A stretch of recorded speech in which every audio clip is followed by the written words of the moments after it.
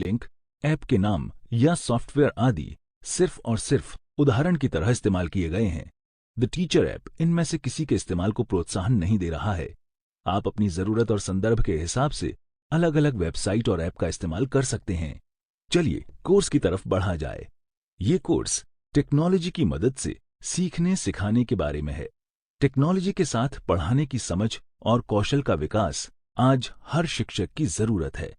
कोविड-19 बीमारी के फैलाव ने स्कूलों से बच्चों को दूर कर दिया है।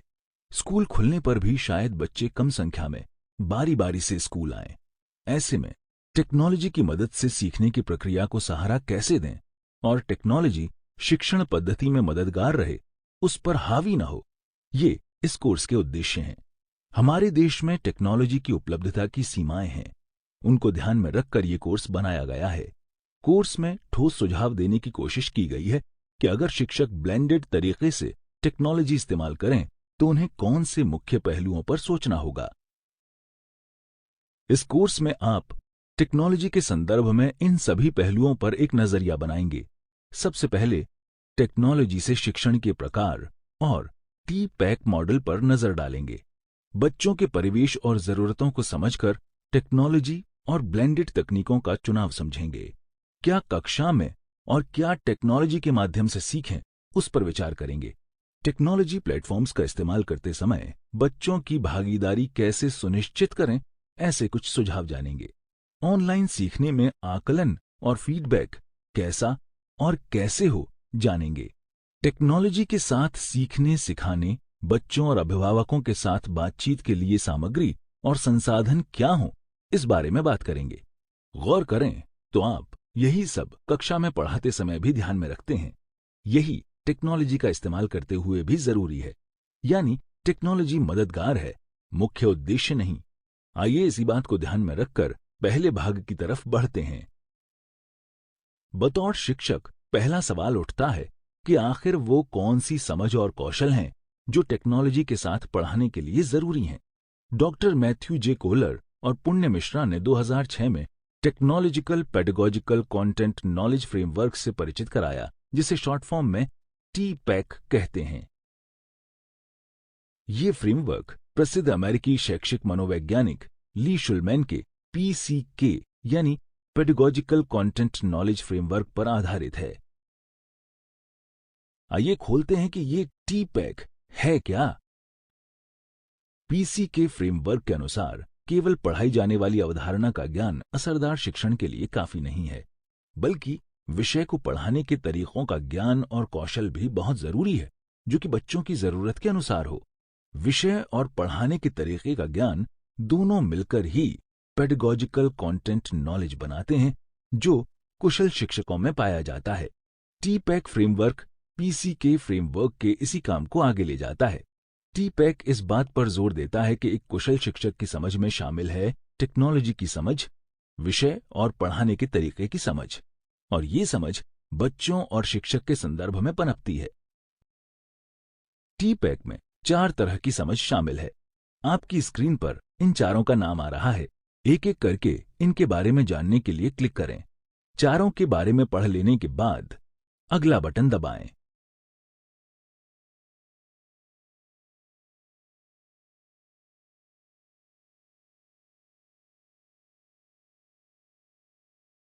टेक्नोलॉजी विषय ज्ञान यानी टेक्नोलॉजी की मदद से अवधारणाओं या विषय को निरूपित कर पाना।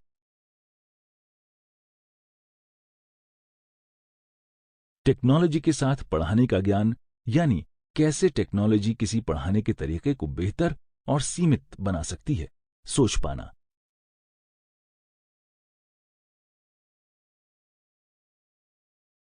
विषय को पढ़ाने के तरीकों का ज्ञान यानी किसी विषय को बच्चों की क्षमताओं और रुचि के अनुसार पढ़ाने के तरीके सोच पाना।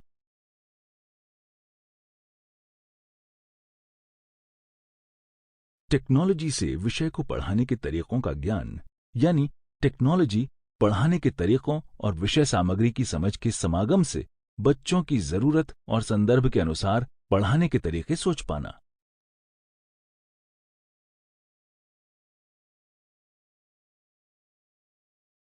आइए कुछ परिस्थितियां देखें और जांचें कि उसमें किस तरह की समझ इस्तेमाल हो रही है। तैयार हैं? कक्षा 4 में पढ़ा रहे अजीत जी भिन्न को बच्चों के लिए एक मुश्किल विषय मानते हैं।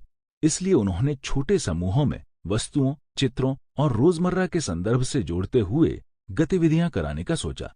साथ ही उन्होंने बच्चों को अपनी समझ पर बातचीत करने के मौके देना तय किया। यहाँ अजीत जी कौन सी समझ का इस्तेमाल कर रहे हैं? सटीक विकल्प चुनिए और सबमिट बटन दबाइए।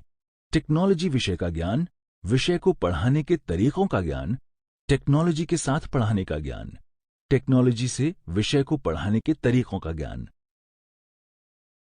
जवाब के लिए धन्यवाद। यहां पर अजित जी विषय को पढ़ाने के तरीकों की समझ का इस्तेमाल कर रहे हैं। वे भिन्न को अर्थपूर्ण तरीके से पढ़ाने के लिए अलग अलग तरीके सोच पा रहे हैं, क्योंकि उन्होंने पढ़ाने के लिए किसी भी तरह की डिजिटल टेक्नोलॉजी इस्तेमाल करने का नहीं सोचा। इसलिए बाकी तीनों विकल्प ठीक नहीं हैं। वहीं दूसरी तरफ मनोज जी ने भिन्न पढ़ाने के लिए वस्तुओं से काम कराने के बाद बच्चों को कुछ वीडियो दिखाई, जिनमें अलग चीजों और आकारों के अलग अलग भिन्न के उदाहरण दिखाए गए थे। साथ ही उन्होंने बच्चों को कंप्यूटर पर कुछ खेल खिलाए, जिसमें बच्चे अलग अलग आकारों को अलग अलग तरीके से बांटकर उनके भाग को पहचानने की कोशिश करते। तो यहाँ मनोज जी कौन सी समझ का इस्तेमाल कर रहे हैं? सटीक विकल्प चुनिए और सबमिट बटन दबाइए। टेक्नोलॉजी विषय ज्ञान, विषय को पढ़ाने के तरीकों का ज्ञान, टेक्नोलॉजी के साथ पढ़ाने का ज्ञान, टेक्नोलॉजी से विषय को पढ़ाने के तरीकों का ज्ञान।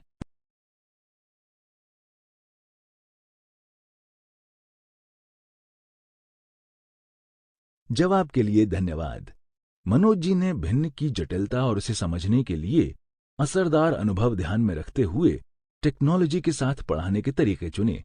इसलिए वे टेक्नोलॉजी से विषय सामग्री पढ़ाने के तरीकों की समझ इस्तेमाल कर रहे थे। लेकिन अगर वे भिन्न पर सिर्फ एक पीपीटी बच्चों को दिखा देते, तो वे टेक्नोलॉजी के साथ पढ़ाने के ज्ञान का इस्तेमाल कर रहे होते, क्योंकि उन्हें ये तो पता होता कि पीपीटी टेक्नोलॉजी का एक तरीका है। लेकिन चौथी कक्षा में भिन्न पढ़ाने के लिए अच्छा तरीका होगा या नहीं, उन्होंने इस पर गौर नहीं किया होता। अब सोचने वाली बात यह है कि ये समझ हम अपने लिए बनाएं कैसे? चिंता न करें, विषय की और पढ़ाने के तरीकों की समझ तो आप कक्षा में इस्तेमाल करते ही हैं। टेक्नोलॉजी की समझ के साथ जैसे जैसे आपका अनुभव उसे पढ़ाने में इस्तेमाल करने में बढ़ता रहेगा, वैसे वैसे आपकी टी-पैक की समझ भी मजबूत होती रहेगी। टी-पैक फ्रेमवर्क को ध्यान में रखते हुए ऑनलाइन शिक्षण कैसे करें, वो हम आगे के भागों में देखेंगे। अब तक हमने जाना कि टेक्नोलॉजी के साथ पढ़ाने के लिए किस तरह की समझ की जरूरत होगी, लेकिन टेक्नोलॉजी के साथ कैसे कैसे पढ़ाया जा सकता है, आइए उसके कुछ मुमकिन रूप देखें। सबसे पहला रूप है वर्चुअल या डिस्टेंट सीखना सिखाना। इसमें बिना स्कूल आए दूर बैठे ही टेक्नोलॉजी की मदद से सीखना सिखाना होता है। दूसरा रूप है ब्लेंडेड या मिला जुला रूप। इसमें कुछ काम बच्चों के साथ साक्षात रूप से किया जाता है और कुछ काम टेक्नोलॉजी के साथ। कोविड-19 बीमारी के कम होने के बाद जब भी दोबारा स्कूल खुलेंगे, तो ब्लेंडेड तरीके से पढ़ाने को बच्चों की पढ़ाई जारी रखने के लिए लागू करने का सोचा जा सकता है। इससे पहले भी दुनिया भर में बहुत से स्कूलों, कॉलेजों और विश्वविद्यालयों ने वर्चुअल और ब्लेंडेड दोनों ही रूपों को अपनाया है। लेकिन भारत में डिजिटल डिवाइड काफी गहरा है और हम टेक्नोलॉजी पर पूरी तरह निर्भर नहीं हो सकते हैं, खासकर स्कूली शिक्षा में। इसलिए टेक्नोलॉजी का इस्तेमाल कैसे कर सकते हैं, ये सोचना जरूरी है। टेक्नोलॉजी के इस्तेमाल में एक आधार को और ध्यान में रख सकते हैं, और वो है सीखने का समय। क्या बच्चे अपनी सुविधानुसार किसी भी समय पर पढ़ेंगे, या सब बच्चों को एक ही समय पर एक साथ पढ़ने के लिए हाजिर होना होगा, जैसा कि स्कूलों में होता है? निर्देश तभी के तभी बच्चों को मिलें या बाद में भी उनको देख या सुन सकते हैं? इन सवालों को ध्यान में रखते हुए दो तरह से सीखने को व्यवस्थित किया जा सकता है, सिंक्रोनस लर्निंग और एसिंक्रोनस लर्निंग। आइए इन्हें थोड़ा समझें। सिंक्रोनस लर्निंग, इसमें शिक्षक और बच्चे एक साथ एक ही समय पर लाइव वीडियो के जरिए आमने सामने सीखते हैं। स्कूल में कक्षा की ही तरह शिक्षक इन सत्रों को संचालित करते हैं। कोविड-19 बीमारी के कारण जब बच्चे स्कूल नहीं आ पा रहे थे, तो बहुत से निजी स्कूलों ने गूगल क्लासरूम और जूम जैसे प्लेटफॉर्म की मदद से लाइव क्लास शुरू की थी।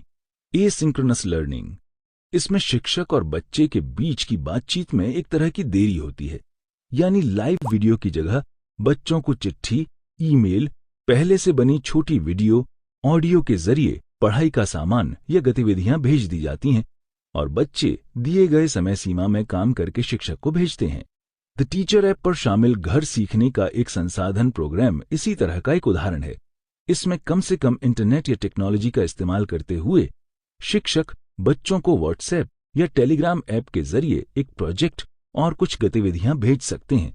ये तरीका उस समय काम आ सकता है जब बच्चे बिल्कुल भी स्कूल नहीं आ सकते और टेक्नोलॉजी भी पूरी तरह उपलब्ध नहीं है।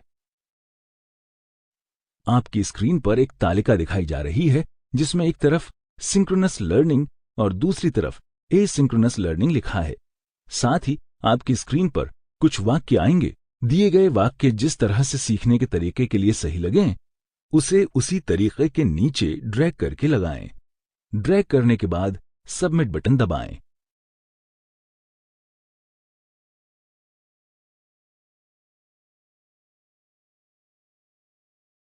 सही जवाब आपकी स्क्रीन के क्या फायदे होंगे? ड्रैग करके सही वाक्य को सही जगह रखें और सबमिट बटन दबाएं।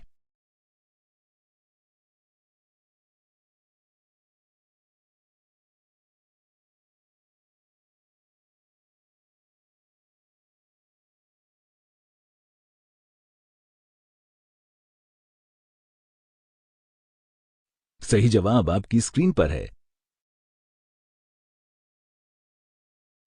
जहां इन तरीकों से सीखने के कुछ फायदे हैं, वहीं इनकी कुछ सीमाएं भी हैं। ड्रैग करके सही वाक्य को सही जगह रखें और सबमिट बटन दबाएं।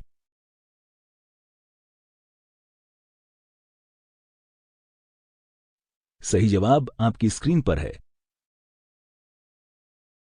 आइए इन दोनों तरीकों का एक एक उदाहरण भी देख लेते हैं। ड्रैग करके सही उदाहरण को तालिका में सही जगह रखें और सबमिट बटन दबाएं।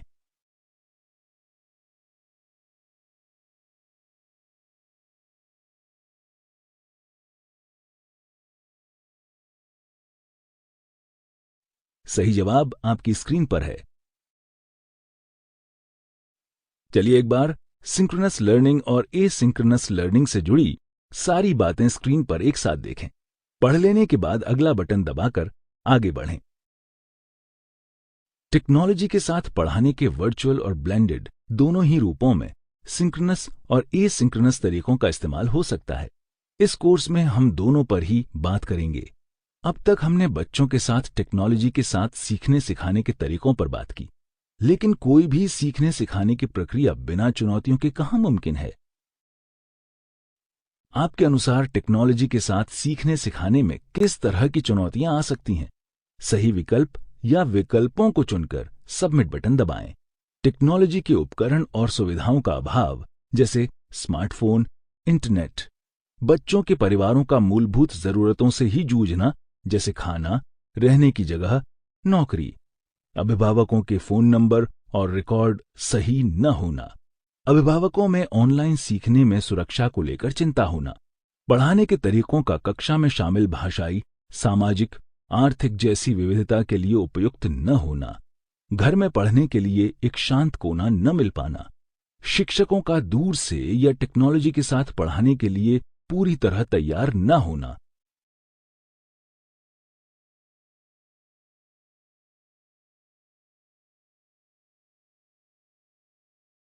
जवाब देने के लिए धन्यवाद। हमारे अनुसार टेक्नोलॉजी के साथ सीखने सिखाने में ये सभी और इसके अलावा और भी बहुत सी चुनौतियां हो सकती हैं। आगे के भागों में इन चुनौतियों को ध्यान में रखते हुए टेक्नोलॉजी के साथ कैसे सीखना सिखाना सोच सकते हैं, बात करेंगे। आइए आगे बढ़ने से पहले एक बार दोहरा लें कि इस भाग में हमने क्या जाना। टेक्नोलॉजी के साथ पढ़ाने के लिए जरूरी है कि हम टेक्नोलॉजी से विषय को पढ़ाने के तरीकों की अच्छी समझ बनाएं। टेक्नोलॉजी की मदद से पूरी तरह घर से या फिर मिले जुले रूप में थोड़ा घर से और थोड़ा स्कूल में सीखना सिखाना हो सकता है।